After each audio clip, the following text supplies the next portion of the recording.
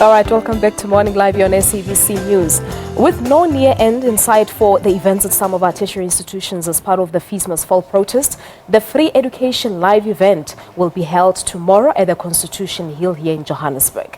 The fundraising initiative will take a form of art exhibition, facilitated discussions as well as a concert. Some of the performers on the day will include Simphiwe Dana, the Muffinz, Thandiswa Mazwai, as well as Sibongile Khumalo. To tell us more about the concert, we joined in our studios here by the organizer for the Free Education Live, Ntokozo Moloi. Ntokozo, good morning to you. Good morning. Thank you for having me. Thank you so much for your time. We're also joined by the musician Sibongile Khumalo. Sibongile, good morning and welcome to Morning Live. Thank you. Thank you so much for your time.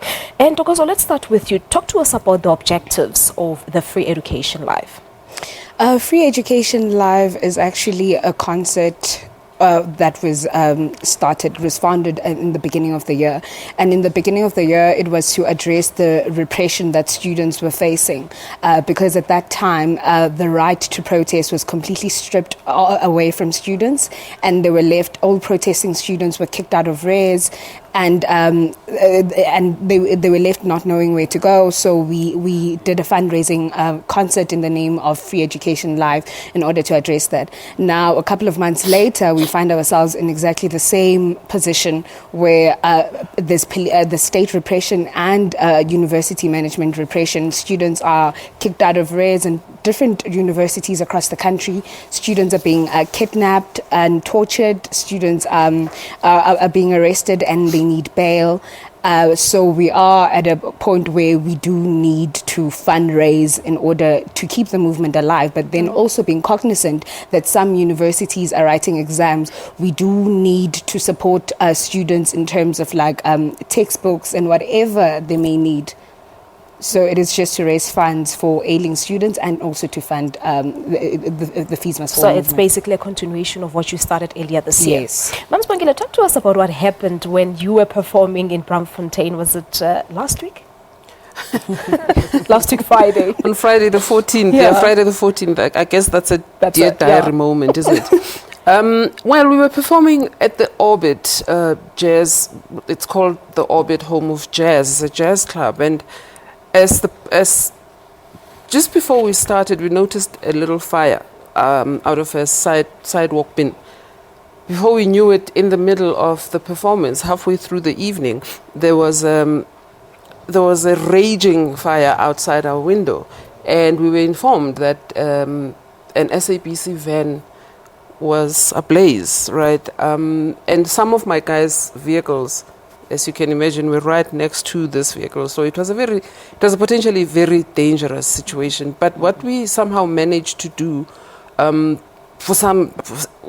know, call it divine intervention, we prayed through this whole thing. We sang the Woza Moya, Magubenjalo part of Nkosi Sigelela, because we realized that in terms of where we were, in the room that we were in, there was no other intervention for us at that time. And somehow praying together with the audience, singing together with the audience, sort of brought us all into the same space, the same feeling of, okay, I'm with you, you with me, let's stay together, let's stick together. And the audience managed to keep calm. Excuse me, my eyes are watering. I'm not crying. Somehow the audience managed to stay calm, and I think that's what helped all of us just to keep a focus on the evening. But it also brought this whole Fees Must Fall experience right in front of our faces, because suddenly, even as one could intellectualize about it, even though one was sort of feeling it, because something needs to happen, you know.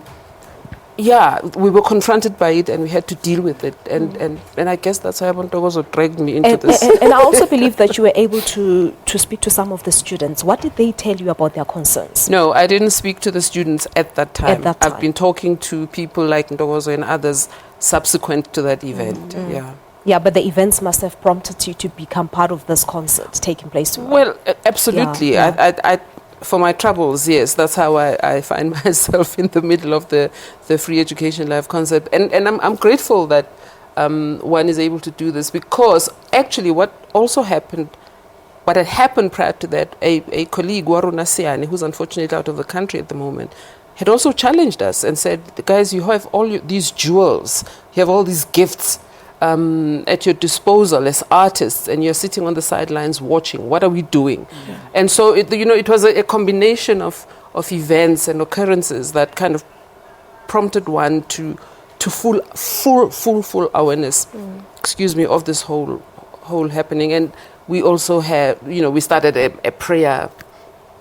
I'll call it a prayer initiative, because, and it's not even just praying in the traditional Christian way. We are saying, these are our gifts. We're singers, we're musicians, we're composers, we're dancers, we're theatre makers. Let's get together and use our voices and our bodies. What exactly were you praying for? Were you praying for calm, for peace, for the protest to end? At that point, it'll be different things. I think it'll be different things, and it's different things for the different times that we have this. But at that particular time, it was just to say, okay, let's calm down, let's focus, let's concentrate on what's going on here.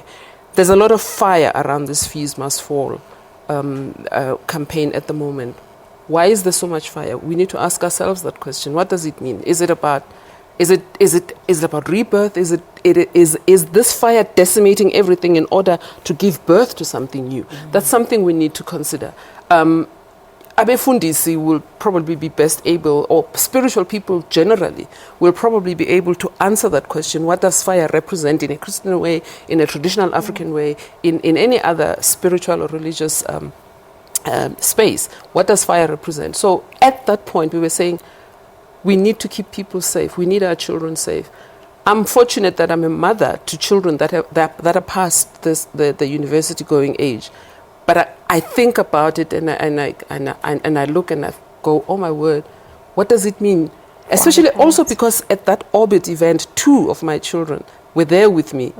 And I shudder to think what might have been if anything had happened to them, or if anything had happened on that evening with them in that room as well. All right, Ntokozo, back to the concert tomorrow. Tell us about the program.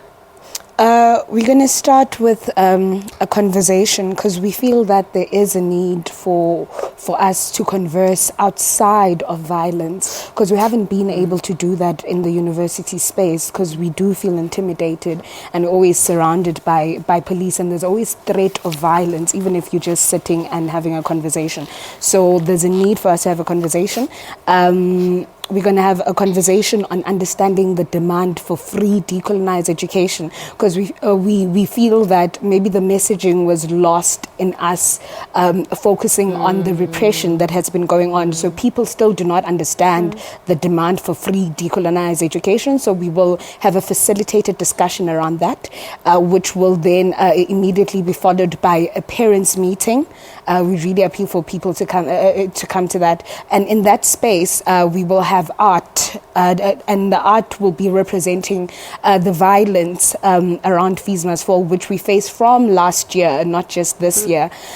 So we're going to have art in the form of pictures, and also like fine art in that space where we will have a conversation. Then the concert starts from 2 up until 11. All right, just a quick one on this one. Back to the discussion. Student leaders, will they also be invited into the discussions?